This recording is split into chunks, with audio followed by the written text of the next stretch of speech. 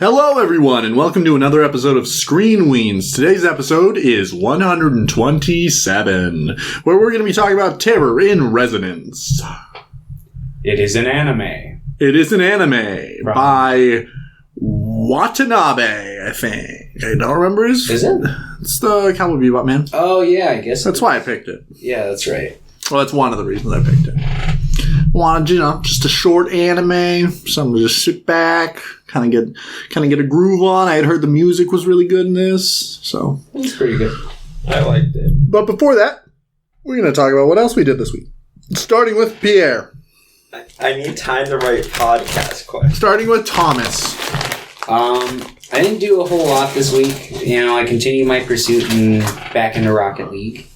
Classic. Yep. Let's see. I finished The Witcher Season 1. Started Season 2. I'm liking Season 2 a lot more than I like Season 1. Season 1 was good. It's very much a setup season, though. Mm-hmm. But it's a pretty good setup season. There's a lot of good, little self-contained stories within it, and the characters do have an arc that's building throughout the season, so it still works. So I liked that. I also found out the games take place after the books, which the show is adapting more or less. Mm-hmm. So one day I will play the games after I read the books. Let's see. Man, I don't think I really watched much else this week. Yeah, no, it was pretty much just bad work. Classic. Right? One of those type of weeks. I mean, we had a bunch to read, too, so... Yeah. Well, you didn't have as much, but... Yeah, I read... With the Read Weens episode, when I read, most of it, a few months back, and then I got the news that we were going to postpone it, and I was like, okay, cool. I just flopped it, and then I picked it back up. So, yeah. Worm. Me, Pierre, Joe, and Hinata watched all of the Scream movies. Yeah. I need to rewatch through those this week and then watch the new one. Hinata didn't join us for the first one because she had already seen it. But surprise, surprise, Pierre really liked them. He called them all the Among Us movie. And I really like that series in general. I really like that first movie. I like the second one okay. I think the third one's kind of bad. But I think the fourth one's really good, and I really like the new one. Yeah, I think the first one was pretty good. The second one, my problem with the sequels is I feel like they all kind of feel like the same movie to me. Because, you've got the Unbreakable trio, and then it's always someone among us is the killer again. The Among Us? Killer. The Among Us. Yeah, and I mean, it is, but I like that formula enough. That, and it's they kind of take pride in being meta, but I feel like they don't really do anything with it outside of just references. I think that 1, at the very least, is an interesting exploration of certain meta narratives.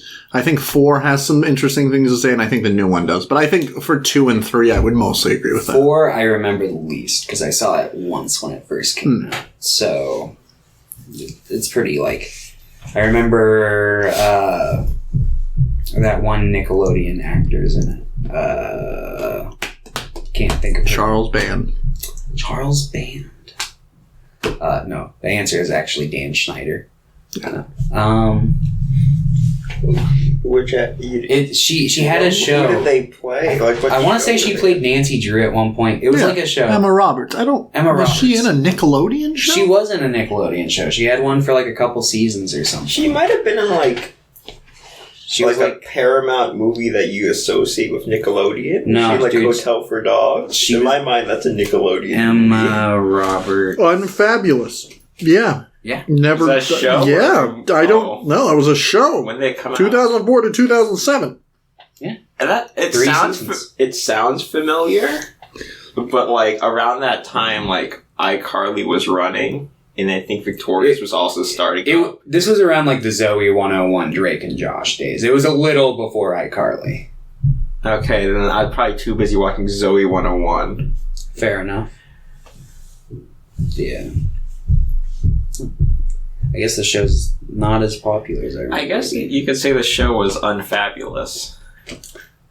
Oh, it ran 3 seasons, so it had to be semi-fabulous.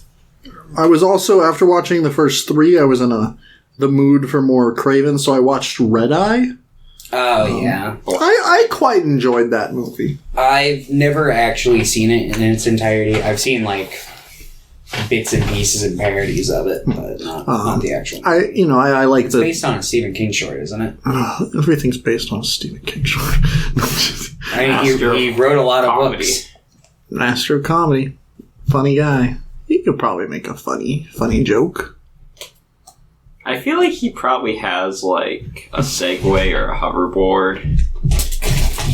Maybe. I feel like he looks like the grandpa from Up. He's much taller and, like, lankier than... I mean the evil grandpa of all the talking dogs. That's actually pretty close. Yeah, that's more accurate. I don't actually know what that guy does in that movie. I just know there's an evil old man also. He was like a famous adventurer, and he went to go find the Island of Lost Souls or whatever. I always just like stop watching the moment they actually get to the waterfalls. It's probably going like 30 minutes. Yeah, I'm like, I feel like that's pretty early. It's one of the Pixar movies I actually quite like. Yeah, you like all of them. You're a Pixar fanboy. Yeah, you know it. I'm Disney #1 stan. You like all the Pixar movies before Disney? No, those are actually my least favorite. I actually like it a lot better when Disney came and started making like all the sequels and stuff. Because Disney fixes everything. Yeah, they do. They know how to make a really palatable film. Hit multiple market demographics. Yeah, it satisfies Saturate the me. audience. Satisfies. And it satisfies everybody else too. So it's like, I just take solace in it. Speaking of Disney, we'll be watching Boba Fett tonight, me and Pierre. Oh. All I know about the current episode is apparently it's really bad. Oh, but really? People have also been saying like every episode's been bad. So because everyone that's come in today was saying like it was insane. Yeah, good. I heard that this was like the one episode people like from the Boba Fett series. All I've seen on like YouTube or just like online like forums is people mention, yeah, this is the worst episode of Boba Fett. Why is this show so lame? Which is so funny because I think it's like so good. I like it more than Mandalorian. Yeah, it's better. I like it more than Bad Batch. I would say it's like better than all the MCU shows, and I like those. Yeah, like I think people just don't like fun these days. Well, the main thing I keep on hearing is just people who are like annoyed that Boba Fett's character is kind of like a normal human being and not just like a stoic wall. It's like, oh no, he has a character. And it's like, they don't like how goofy he can be at times. It's like, if you watch him, like, even in, like, the original trilogies, like, he's kind of cool when he's standing there, but, like, he kind of is just, like, a weirdo. Yeah, the way he walks. The way he walks and interacts with people. Even the way he, like, got taken out by just getting hit in the back by one. Boba Fett in the original trilogy is, like, a pure example of just, like, people... loving a character purely for their design. Well, and it's so funny because like people that love the EU love him because he's literally just like a non-human. He just shoots people really fast. I'm like, that's boring. Yeah. And they've done that with like better characters since. Like Cad Bane is just what they want Boba Fett to be. Yeah, and Cad Bane's already character now, so I would like something else from Boba Fett. Yeah, Boba Fett, like, the EU is just pretty much just like a Western gunslinger, which Cad Bane is even more so. Yeah, he literally has a cowboy. And it's like, it's the same reason why, like, people hate Luke that love the EU. And I'm like, he was just like a god in the EU. By EU Luke, you mean one U Luke, not Luke. I mean Luke, yes. I don't mean his clone. And I mean, like, Luke was never canon. Like, he was in a joke. But Luke was canon. That, yeah. They didn't bring back Luke. Man, the EU. It was good. There's some good stuff in it. I wouldn't say the EU was good. My manager at work. If I was a creator like George Lucas and I made a cool world, if people want to write stories in that world, I would just let them go crazy. That's literally what he did. But then he should do. But then he was like, Yeah, I think George Lucas is like, I don't know, like when they were talking about canon, and then they made tiers of canon. They're like, well, it's like kind of canon, but not really. I think the video games were like right below the books. By below, do you mean more or less canon? Less canon, I think. Because I always assume that the games would be more canon. Yeah. I think George Lucas in general, he also only considered like the movies and the Clone Wars show canon. Yeah. But he was also like, I like money. Sure, make a stupid book. Yeah, sure. Buy this insanely rich property for $6 billion. Is that how much he sold? I think it was less than that. I think it was like 3, wasn't it? Yeah, I think that might have been the Marvel. Like, I know Marvel also was like sold pretty low. Mm. More money than I'll ever fucking have. Yeah. But yeah. And then I read Worm, and then that's pretty much it. Just been working on that too. Mm-hmm. And me and Pierre and Joe and Hinate are playing more of the Lord of the Rings board game. Oh, nice. The new expansion came out. We're trying to hold together an uneasy alliance between Rohan and Gondor against the men. And Legolas just wants to kill people, but no one will let him. He's playing as Legolas. I should have known. And he's just like, I want to murder him. And so far, every decision to murder has been a good one. Do you mean the one decision? So far, every decision to murder would have been the good one. But I think that's all we've really done. Did you do anything else this week? I got my COVID booster, so I was like, so you were dying. Commissioned for about a week. Aside from that, we watched the Scream movies. Attack on Titan is good. It's like we got it. Good. We got an Eren Yeager in his Titan form. Which one? Statue. I don't know. He's naked. He's got long black hair. I don't know. He's like people who read the manga knows what this means. We're just like. For those who are just listening to the audio, Pierre is like walking like some sort of reverse crab. He becomes a giant crab monster when he gets the crab titan. All right. Yeah. Well, no. I got back into Yu-Gi-Oh! Kind of like the new Yu-Gi-Oh! Video game's out, Master Duel. I might jump on. Yeah, so it's like they had Duel Links out for a couple years now, but that was like speed dueling. Mm-hmm. Now they released a free-to-play competitive like. Online only Yu-Gi-Oh! Game called Master Duel that's just like the normal TCG format. Mm. So I've kind of gotten back into Yu-Gi-Oh! Wouldn't say completely, but so far it's been hitting me hard for the past 2 days where I've just been up until like 4 a.m. playing Yu-Gi-Oh! Yu-Gi-Oh! Is good, but it's also like I'm starting to realize it's just like the most unbalanced card game ever. Yeah, and that's one reason like I did stop when I was like 16 mostly. I'm just like, this is getting ridiculous, and it's just gotten worse since then. Like when you're good, you're just stomping people hard, but then when you're bad, you're just like losing turn 2. Yeah, I think that's one of my big issues with Yu-Gi-Oh! When I was stopping is I'm just like, I don't want to just play a game for 2 turns. It's pretty much like I've got to a point where it's like it feels like whoever wins the coin flip to go first wins like 90% of the time because you just make infinite chains. There's too many cards that allow you to search through your deck, so you can just get whatever cards you want. And then, like, turn 1, you have, like, 4 monsters out there, all, like, 3,000 plus attack points. And then can't be targeted by spell effects or direct damage or anything. It's like, what? I'm interested to see what they do in the future. Because, like, I would like to play with maybe, like, just structure decks, maybe. Or, I don't feel like that's going to count if the structure decks are there. Or at least a limited format. Like, I would like to draft or, like, you know, like, if there's different things. Because I don't add draft and things like that. Because I don't want to just be like, yeah, I'll jump on, Scrap Iron Scarecrow this bitch.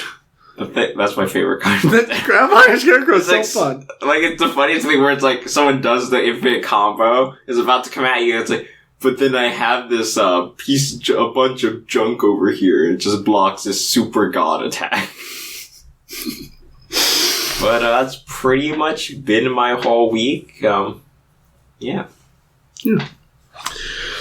All All right, well, let's check the Screenweens email, 2weensandascreen@gmail.com, for anyone wondering. Let's see if it's saying that. It's in the comments. In the description. But can you say it's like that's why no one emails in. They don't know that they're allowed Philip, to. Email us. You must. We have some questions from Pierre from 7:36 p.m. It is currently 7:48 p.m. Question 1. Are you able to notice when a content maker begins pitch shifting their voice for an ad read? I mean, yeah. Like I just did. Okay, so the other part of that is I've noticed when I'm listening to Sponsored by Square. I'll start going in, and then I'll skip ahead 5 minutes, and I can usually tell by the way that they're talking still that they're still doing the ad. And it's like they completely change everything about them. It is the weirdest thing to me. It's like, I get why they're doing it, but it just infuriates me. And I'm just skipping over. Would you rather they do the whole episode in that energy, or would you rather they just read the ad in their normal energy? I'd rather them just read in their normal energy, because there are a couple like times where it's like, some people will just do the ad, but they won't break character. So like, if they're normally just like, really weird or like what's the word? Not proper. Like if they're just like a complete weirdo talking about weird things and they don't care what anyone thinks about what they say, and then they go into an ad and they're just swearing left and right or just like talking about go buy this fucking vacuum cleaner. So like I'm sponsoring, like, loot boxes. It's a box full of junk. I don't need it. Like, it's a box full of fucking garbage. Like, I'll get the garbage box, I'll pull out one nice thing, and I'll toss the rest of the box in the closet. Like that. And it's like, yeah, I like that. I don't know if, Craig would want to sponsor that. You guys still haven't got sponsors, have you? Do you count? No. When are we going to get Raid Shadow Legends? Whenever they'll have us. Or, like, apparently Crunchyroll isn't too hard to get either. And we're doing anime. Why haven't we got Crunchyroll yet? Probably because we probably don't bring in that many listeners per episode yet, so... We'll get there. We'll get there. And if we don't, we don't. Well, I just think it's like... As soon as season 3 of Beastars hits, and you make another video... We're set. Or as soon as another Scooby-Doo movie comes out. I did finish the newest volume of Beastars this week also. Which it kind of felt like a filler volume, but it sets up like the Beastar world's equivalent to like some kind of like KKK like race purity like faction. Mm-hmm. And that's interesting. And Legolas also gets a tattoo. It says Wednesday, like June 8th, because it's just the date is on his left arm. The date he gets it? Yeah. Why? Well, because he probably needs... a significant date to his character. It's not. It's not. So he's tracking down the, like, main antagonist, which is just Animal Joker. He's a serial killer. Is he a hyena? No, he's like half antelope, half jaguar or something. We're not talking about Lewis, right? No, Lewis is a deer with a bionic leg. I'm pretty sure he was an antelope, but no, I'm just kidding. But, yeah, he's tracking down this serial killer till he finds a set at, like, a tattoo parlor. And then, like, he was late getting there, but the guy who gave the killer a tattoo was a sloth, so they're really slow. So they do, like, the Zootopia thing, where the person's, like, response to questions, the sloth, is, like, really delayed.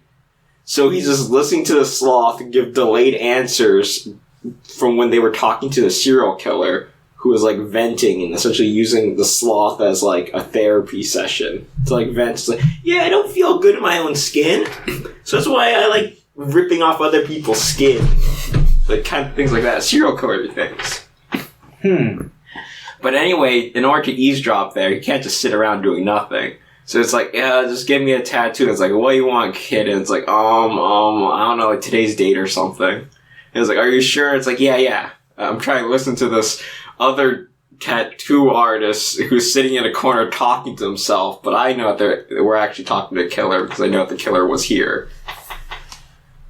So Legolas now has a tattoo. He has dentures, face scar.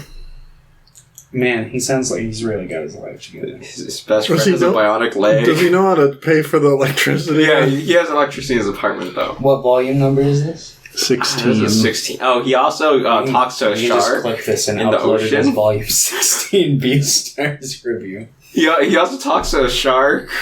So that was funny, because he needs to use his knowledge of the aquatic language, which is a lot of bloop, bloop, bloop, bloop, bloop, bloop, bloop, bloop.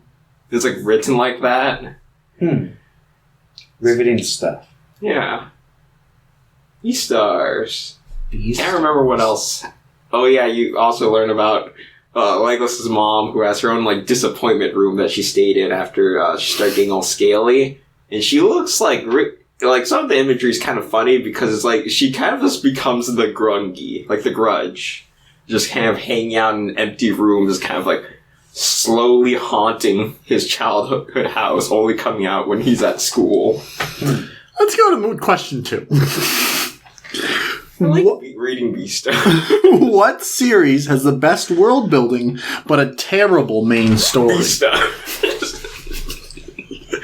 I don't know if Beastars has good world building. If there's one thing Parker knows, it's like she's constantly world building, even when it's like Is it good? She doesn't need to. But there's a lot of it, so it's probably good. It's all consistent. Consistently bad. Got him. Naruto, maybe. Probably Naruto's. Oh, No, I feel like there needs to be. Naruto does it. Boruto though starts going places with the world building where they actually start explaining how things work. See, I never read Boruto. I just know that like in Naruto, I found every other like chunk of like lore or like other characters except for Naruto and Sasuke and Sakura to be like pretty interesting, and I was like, I like this. But then whenever they were like pursuing the main story, I was just like, Like when they're making a movie in the Ice Town or something. no, I never watched any of the filler. I think that was the first movie. It was about them making a movie. I also never watched any of the movies. I've only seen like that movie. I haven't really seen much of the original show. Wait, so you didn't watch any? Did you read Naruto? I started at Boruto. Oh my god. What the fuck? Oh, like, I knew a few things. Like, I knew the ending of Naruto because everyone knew about it when it came out. This whole time I thought you knew about Naruto. No, all my Naruto information I've learned as the Boruto characters have learned about their past. So, like, when Sarada started learning about her dad, like Sasuke, and what he did in the past, I was like, oh, is that why Sasuke was the villain? Is that what he did? He did a lot of shit. Oh, that's why Jiraiya was cool. I learned that when Boruto goes back in time to meet Jiraiya. Interesting. It's like, oh, so that's who Jiraiya was. I don't know how to feel about that. Let's move on to question. Well, it's like if you started like Star Wars. Wait, you never gave an answer. In episode 7. I don't know. Something of recent memory that I might say is like, at least for me, I think the new Candyman had some interesting world building around it, but I thought the central story kind of was bad. Isn't the world just the real world? I'm like real, like one leg in, one leg out with that one. But I don't know. I feel like most things I enjoy that have good world building also have good central stories. I can't think of too many things that have good world building and terrible stories.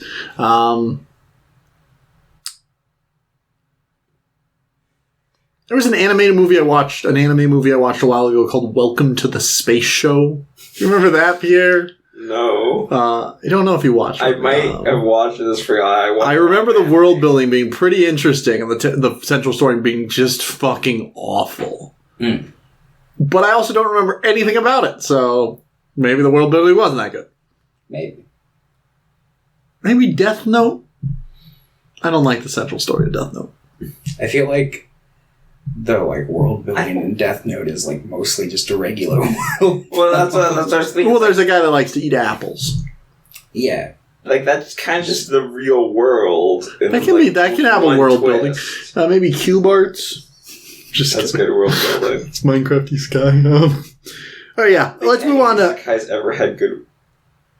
I actually like the world of Solo Leveling a decent amount. I like the world building of Worm, I also like Worm, so... Yeah. Solo Leveling, I thought, took place in the real world. Nope. Am I wrong about that? It's about a video game character that gains sentience because he's such a nice guy. It's pretty sick.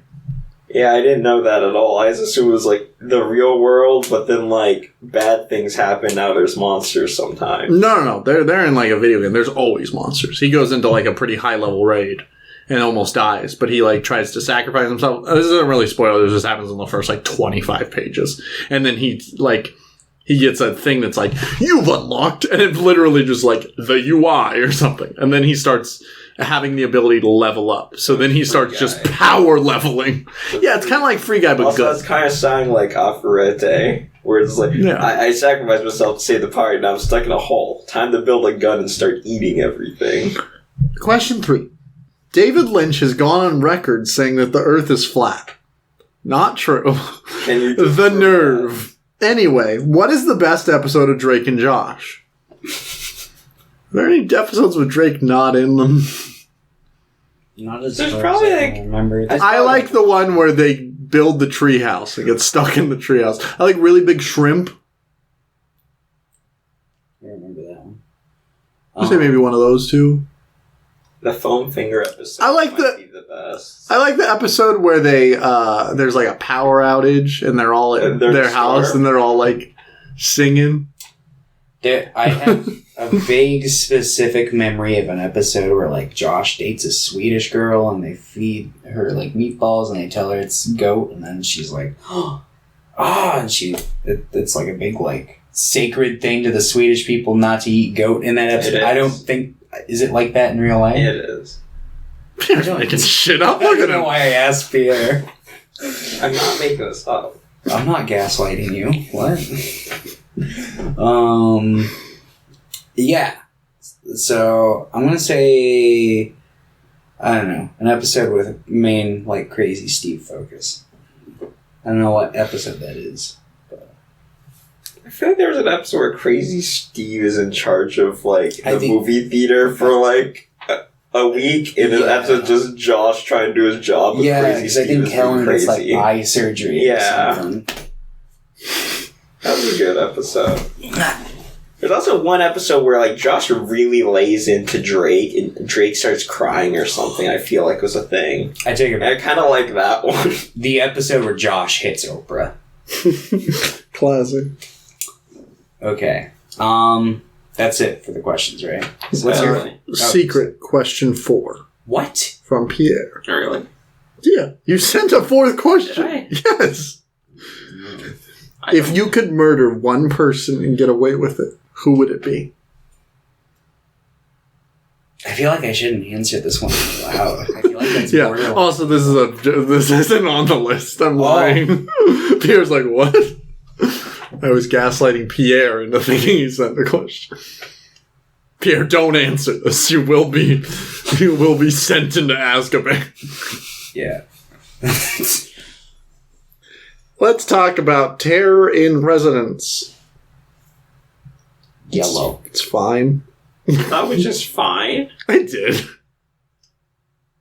Yeah, choose it. I did. I was hoping. I had heard really good things. Yeah, I had also heard really good things. But maybe I just need to stop listening to the anime community. Yeah, I learned that lesson quite a while ago. Just listen to me for your anime recommendations. You haven't seen this one. I wanted to watch something you hadn't seen. So you could join us. I've seen every anime. You hadn't seen this anime. Well, you've seen it now. Now you've seen. That was now 100% unlocked. We haven't seen Naruto. That's true. Well, no, I just speed ran to the Boruto expansion. He's absorbed it through osmosis because he's watched Boruto. This is one of those shows where it's like, there's not really anything like wrong with it, and like it. I see what it's going for, and it does everything like decently effectively, but it's just like there's no pizzazz to it. There's no like, seasoning. Yeah, I think outside, I think the soundtrack's pretty good for the most part. I really like that. But outside of that, I'm just like, this could have been directed by anyone. This could have been written by anyone. Yeah, I think it looked good, especially for something made back then. Like that was like 8 years ago. In 2014, was that? That's when anime started to look good, or not? Well, I think every era has good. It started becoming more digital around that time, like even more so. That was definitely. I feel like it started getting to. Well, yeah, digital starts then, but then, like, there was a certain point where it starts getting to, like, I feel like it's after Sword Art, where it just starts feeling like they're just taking actual character templates and dropping them in left and right. I don't know. So, as a base of what the story is about, Terror in Resonance... Family Guy. What? Because anime started just looking like Family Guy. So, right at the beginning, we get a scene of two youngsters. They're at the piano. One of them goes, "It seems today that all you see is violence." So they break into this snow compound and steal something. We don't learn what it is until later. It's an atomic bomb. Yeah, I was saying, are you covering up that spoiler? Yeah. No, I'm saying we learned it later. Alright, you've watched it, or you don't care, welcome back. Well, yeah, that's... Japan was developing a nuclear weapon. What a surprise. So these two people, we learned that they were children that were experimented on, pretty much, to become... the perfect soldiers, pretty much. You know, the classic age-old story. But they broke out, and now they're gonna blow up things because they're mad and they want the media to know. So they're the two main characters. Outside of that is Shibazaki, I think his name is. Yeah. He's the main detective. Who's trying to, put together the pieces. And he's kind of just a paper pusher at first. He's just like, he was demoted a long time ago because he went after the wrong people and they demoted him. Mueller in the X-Files. Yeah. Yeah. Is it Mueller or Mulder? I can't remember. I haven't watched it. I want to say it's Mulder. Yeah. Mulder. Because Scully and Mulder, yeah.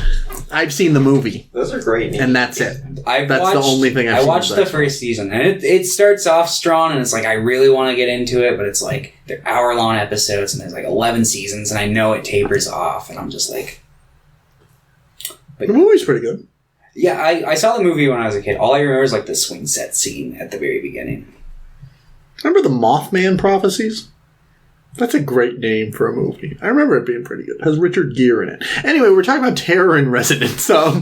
Yes. So, yeah, they're pretty much just trying to get Shibazaki to be, like, on their side, or at least, kind of uncover the clues they leave behind. Mm. But the only other child soldier that was in their experiment that survived shows up working for the Americans to take them down. Yeah, like episode 5, she shows up. I feel like it would have been better if they showed up a lot earlier. Yeah, I noticed. I feel like the story got better. This hit that checkbox where it's like animes, like I've noticed that a lot of 12-ish episode animes, partway through, they want to change the status quo, so they'll introduce this new character who will pose they do the same thing in Death Note. Yeah, it happens in Death Note, and it's they'll pose a soft threat, but then ultimately it'll be they weren't that bad. But I always feel like whenever I'm done with their journey, I'm just like, well, that was extremely middling. But I don't know. I feel like that's a trend in these sizes. Yeah, it definitely happens a lot. But yeah, so they also, so there's two of them. There's 12 and 9. I don't remember their fake names. They only use them for one episode. Yeah. And then there's 5 who shows up, Shibazaki, and then there's Lisa, who's a girl who goes to school with them for the one episode they go to school, and then she runs away, and then she lives with them. and she becomes an accomplice, and then she's done. She kind of gets away with it at the end. Yeah. She's. I feel like she's supposed to be like the heartthrob of the story, but I'm like, she was underdeveloped. Most of her story wasn't very interesting. Yeah. Her interactions with characters weren't very interesting. Yeah. I'm just like, why? I think in general, maybe introduce 5 earlier instead, and just have it be Shibazaki 5, 9, and 12. I don't know why Lisa was in the story. No. Like I feel the exact opposite. I feel like Lisa was great. See, I feel like they had to invent, because they're like, all right, she has like no traits that'll make any sense for why this character 12 would like feel anything for her. So let's just say that he's got synesthesia and fucking say that like she's got like a unique voice. They just bring that up once. Yeah, it's there's like, a lot of things in this anime that they bring up once or they do in one episode that's never brought up again. Like when they go to school or when she like interacts with her mother, then they just don't talk about her mother until like the final episode. I was always under the assumption that like the reason that 12 ended up liking her was they also just kind of thought she was also an outcast of sorts. Yeah. And they empathize with that. He definitely does. I feel like that's the main thing he's trying to get like, number 9 to like fall into. Because that's his like big convincing argument the whole time. She's just like us. I also feel like 12 didn't immediately care about her too much for the most part, and just over time started caring about her more, and that it was more like she started caring about him a lot stronger to begin with, because she kind of her life was kind of empty, and he was interesting kind of there as something to like follow. That's what I was getting. Yeah, I don't think that's interesting though. It's not super interesting, but I see why like she was she was so bored with her boring self that she had to go to the nearest, like even remote amount of excitement. Just like, yeah, the fact that she was willing to become a terrorist because she's like, yeah, I'm not saying bored. It's super interesting, but I see why it's there for the plot. Yeah, it's also like they wanted people to tell their story, so I feel like it just adds like another connection. Yeah. To their story, because that's at the end of the day, that's why they're doing this, to get like their story out. That's cool. Still, they come off school shootery to me, like very, very Columbine shooters. Particularly 12. He's got that like school like shooter frantic energy. Did you watch this dubbed or subbed? I watched it dubbed. Okay, we did too.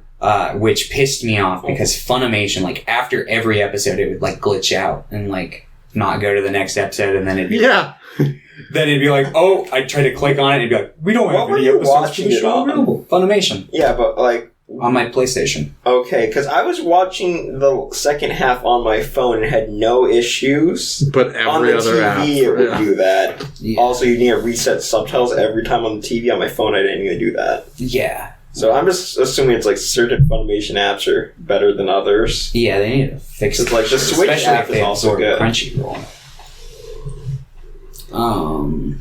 But like, I'm not saying that like Lisa was good, but I if anything, I feel like all the main characters made sense for the story. They just weren't really that interesting across the board. I think maybe I like the like kind of like disregarded detective that's like down on his luck and is coming back. Yeah, so I like that trope. He was definitely the one I watched. But at the same time, I'm just like, I could watch so many better things with better versions of this character. But yeah, he's like all probably the best character. Here were definitely like really big major tropes I've seen before in anime. I feel like I like the detective most because I like that trope the most of all these tropes. Yeah. And I kind of wish he got more, especially in the first, like, I feel like the first, like, 4 or 5 episodes, I kind of wish they were just cut.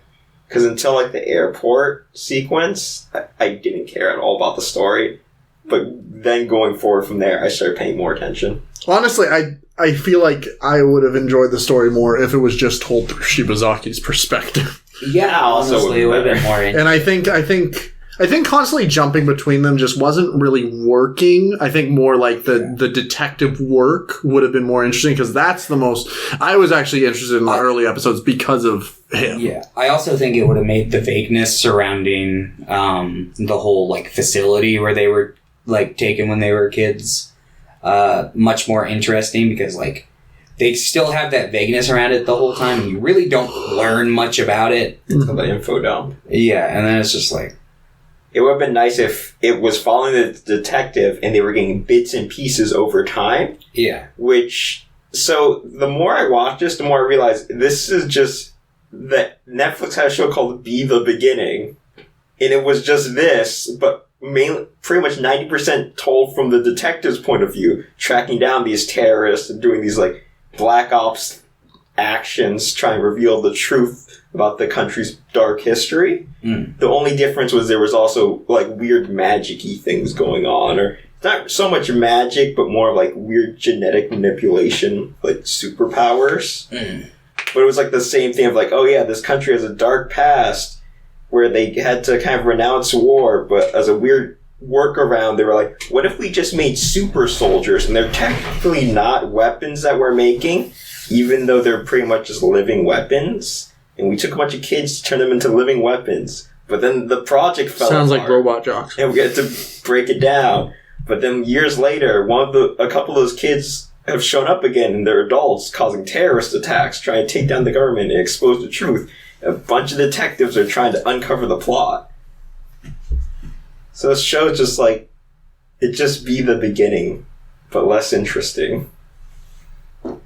So next episode we're watching Be the... No.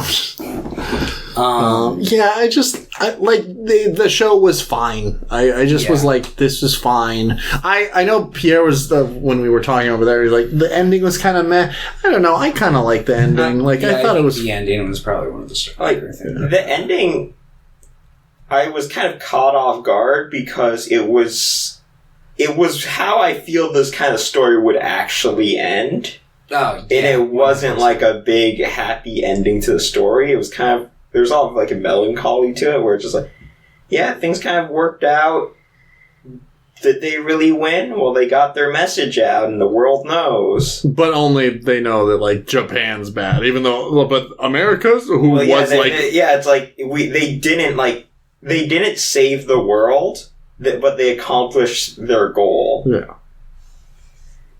And then like, they're just the people left behind who can just simply remember that they lived. Yeah. Yep. I thought the last episode was full of like some pretty little like nice, interesting parts. I like the makeshift like graveyard Nine makes for other. I like the whole idea of like sending the atomic bomb like on a balloon in order to like no whole casualties. And the whole like roof sliding up thing was nice. Like. I saw that coming when I saw, I was like, okay, they actually are going through with firing off a nuclear weapon. But then it's like, well, they still have their no casualty rules. I was like, well, they'll probably just turn it into an EMP. And then like 15 minutes later, they just use it to EMP in the country. I also don't like that they showed that it's like going up on the balloon like before the revelation. Cause it's it goes back to the whole thing of like, I kind of wish it was only the detective's point of view. And I think if it was like, this could have just been like a 2-hour movie too. Like it's 4 hours. And I'm like, this is a nice little short thing. But most of the episodes, I'm like, this doesn't need to be here. The first half is very bomb of the week. Yeah. And I'm just like, and it's not very interesting either. Like, it's just like, I think this could be a pretty maybe decent, like to good, like 2-hour movie just through the perspective of Shibazaki. But saying a 2-hour movie or maybe like 2 like hour OVAs or something, maybe 3, but like I would just cut out those opening like bomb of the week episodes, keep 5 in there from the beginning, and then make it primarily focused on the detective. Because then you could also bring up more of like the idea of like, the detective's trying to do his thing, but then this weirdo woman from America's doing this weird shady stuff on the side and she's connected to the terrorists and be uncovering that mystery. Instead, we're kind of immediately shown it's like, they were just another one of the kids at the facility. Mm-hmm. Yep. Yeah, I really don't have a whole lot to say on this one. I think it looks nice. I think the story's like fine enough. I think the execution's fine enough. And I just think the anime's fine. I like Clarence's Brooklyn accent because he was like blonde American man. He was like, "Oh, what are we doing here?" Which I did watch 2 episodes sub just to hear what the sub Japanese is fine, and if anything, I was surprised that their English. It's still Japanese voice actors, but they're doing pretty good English. So. At least for, Clarence and 5, some of the other side characters speaking English, in the control room and, this SWAT team officers, or, the CIA people, they're kind of rough, but, Clarence and 5 are okay. Hey, yo! They didn't have the Brooklyn accent. Hey, yo! I wasn't expecting someone, from Japan with English as a second language to also put on a Brooklyn accent. Hey, yo! What are you doing, 5? Yeah, well, that's what they do for, a lot of, they don't know how to adapt, certain dialects, so they'll just, apply American dialects to certain, social classes over there. Yeah, they I've seen that before for, different regions, but I love it when an American character comes in, because they're either going to have, a really heavy Brooklyn accent, or, a really heavy, Texas accent. Yeah. And, 90% of Americans in anime are like that, and I'm fine with that. It's because 90% of Americans are Texan. That are 95% of American voice actors for anime are. Because Funimation is housed in Texas, so pretty much anything they dub. Do you think they go into the recording room and they take off their 10-gallon hat and they pull out their own microphone from the hat? Well, I'm ready to rock and roll. Well, they try to pull out their microphone, but they accidentally pull out 20 guns before. 20 guns? Wait, where is that thing? They're big, just giant gallon hats. I wish 5 was wearing a big cowboy hat to I wish the character was she trying had a as really hard as heavy possible to be American, even though they were originally from Japan. And why am I in charge of the CIA? Because I'm American. You can tell by my cowboy hat. I don't recall because it was earlier today. But doesn't she have white hair? Yeah, she has white hair red and it's eyes and blue eyeshadow. I don't know. Or am I misremembering? I don't know if she has red eyes. I want to say her eyes are actually blue or something. They might be. I know she has usually eyeliner on, and she has a big weird kind of mushroom white hair. A football helmet, a football a football, Arnold's head from Hey Arnold. Yeah, but it's all hair. Yeah, never mind. She's just got snow white hair and purple eyes. Which I did like their design, but any character with white hair is cool by default. So it's hard to Saruman. Saruman is cool though. Or Gandalf. Gandalf starts off great, so it's not that cool. His hair is still white. That was sick. Gandalf's hair is white. What do you just wear? No. What? You wear the gray hat. It covers it up. Oh, is that a hat? I thought that was a funny haircut. Pierre, I think it's an anime, so it has to be at least a 7. So, at least for Pierre. So I think you'd give this a 7. Yeah, I would give it an 8 if you could just strip out all the fat. If this was a 2-hour movie like you were saying, I feel I would have really enjoyed it because this is just anime Tom Clancy. Mm-hmm. This is it's just a Tom Clancy storyline. Oh, there's domestic terrorists, but they have a reason to do terrorism, but terrorism is still bad. And then you got the one guy who's I'm tracking things down, but I'm a normal guy. I'm a detective. And then I'm working with the CIA. And then Rainbow Six Extraction. Evil? And it's my government's evil? Their government's evil? Every government's evil? Maybe I should become a terrorist. That's Tom. You guys watch all the Tom Clancy, all the movies based off of Tom Clancy books. It's 3 different versions of Red October. I think Thomas is going to give this a 4. Higher? 5? It's it's just average. Yeah, it's like a bowl of oatmeal. It's just I can eat this and it's not bad. I'm gonna guess. I don't know. I'm gonna guess you're also like floating around a 5. Yeah, I'm sitting at a 5. I think. Yeah. Like it's fine. You know, I don't feel like I wasted my time or anything. It was fine enough, and I enjoyed some glad parts. I know. But yeah. That anyone who says this is like a masterpiece fan made. I just need to get in their brain, crawl around, and go, what did you like about this? I'm just surprised that this is from like the same guy. Well, like some of the like this is by the same guy who did Cowboy Bebop and Samurai Champloo. And like I feel like a shit ton of great. Like it was good looking, and I actually really enjoyed like a lot of the music in it, and like the animation was all like top notch for like a TV show, like anime. Like a lot of it was like anime movie quality in my opinion, which I'm like, why didn't they just make this a movie? But like, I don't feel like it had any definitive style. Yeah, that's what, and not like it never felt like there was his presence was felt. I guess, yeah. What's her name? Or their name Yoko Kanno? Yoko Kanno. Yeah, they did that one. They did the soundtrack. Yeah, they're classic. It's good. Like I enjoyed all the music, and I can't say I remember the feeling of a lot of the music, but I can't like tell you an individual. And that opening really grew on me as it went on. Like maybe it's because I was watching it like with headphones on, but the resonance, really was hitting me. I like the songs. The visuals are also nice. Wouldn't probably put as like one of my favorite openings, but it's a nice little opening, and it fit the tone of the show for the most part.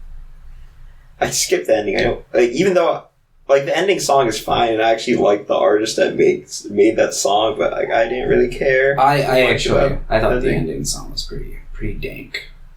You don't like it? No, I did. Okay. I thought the opening was so. There's a chunk, like the middle of the song. I don't think that this was intentional. I think it's just a coincidence, but it's like a fucking rip from a fucking what? Radiohead. Not Radiohead. It's like, fuck, what is the name of that band? The Alan Parsons Project. They have a song called Time, and there's like a part in the opening of this that sounds very, very similar to it. I think it's just a coincidence. Like a chord progression thing, but yeah.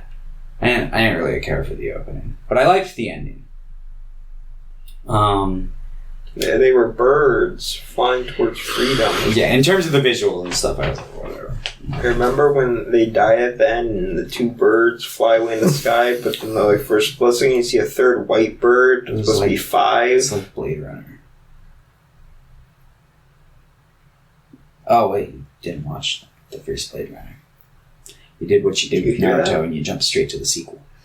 All right, Thomas. What are we watching next week? We got a deep dive coming up. Yep. We're doing an actor dive for Sidney Poitier. John Belushi. Okay, I was expecting Sidney Poitier. John Boyega, and I was like, let's go. I was like, I bet it's going to be Sidney Poitier. He just passed. And I'm like, Thomas really liked Sidney, so. We're going to watch No Way Out. No Way Home. Spider-Man. A Raisin in the Sun. Ugh. I'm just A Patch of Blue. Yo! Yep. To Sir with Love. Oh, well, cool. In the Heat of Night. Nice, okay. Great albums. Right. I love those Beatle albums. Okay, so, because nobody's watching this, I'm assuming, I was going to say this great idea for an April Fool's episode, where you guys just review an album randomly. It's like, welcome to audio. I mean, theoretically, I'm not ever above reviewing like music for an episode or something, but I don't think that'll ever be like commonplace. I don't know if we'll pull out a fucking like another podcast dedicated to music like we did with the books. And the music podcast blows up. It's like, well, I guess we're now the music podcast. Yeah. So today, we're going to talk about Limp Bizkit for an hour. Oh, they're still alright. But yeah.